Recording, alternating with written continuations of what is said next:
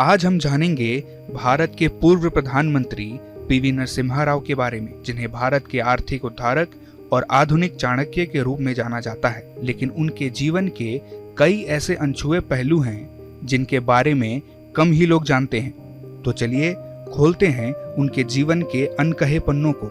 क्या आपको पता है, राव जी 14 भाषाओं के ज्ञानी थे। उन्होंने 8 भारतीय और 6 विदेशी भाषाओं में महारत हासिल की थी। उनके लिए भाषा सीखना सिर्फ ज्ञान नहीं, बल्कि संस्कृतियों को समझने का जरिया था। राजनीति से इतर राव जी एक कुशल लेखक भी थे। उन्होंने कई किताबें और लेख लिखे। उनकी आत्मकथा द इंडियन माइलस्टोन काफी प्रसिद्ध है। राव जी स्वतंत्रता संग्राम में सक्रिय रहे।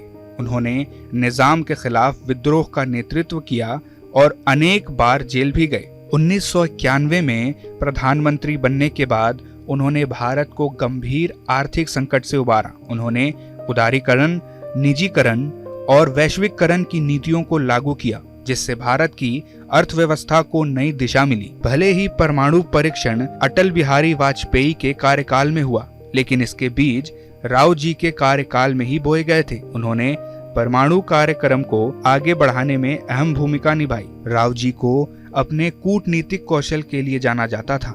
उन्होंने भारत के पड़ोसी देशों के साथ संबंध मजबूत किए और अंतर्राष्ट्रीय पर भारत की छवि को ऊंचा उठाया। राव जी भौतिकवादी सुखों से दूर रहते थे। सादगी उनका जीवन मंत्र था। उनके पोशाक से लेकर जीवन शैली तक सब कुछ सादगीपूर्ण था।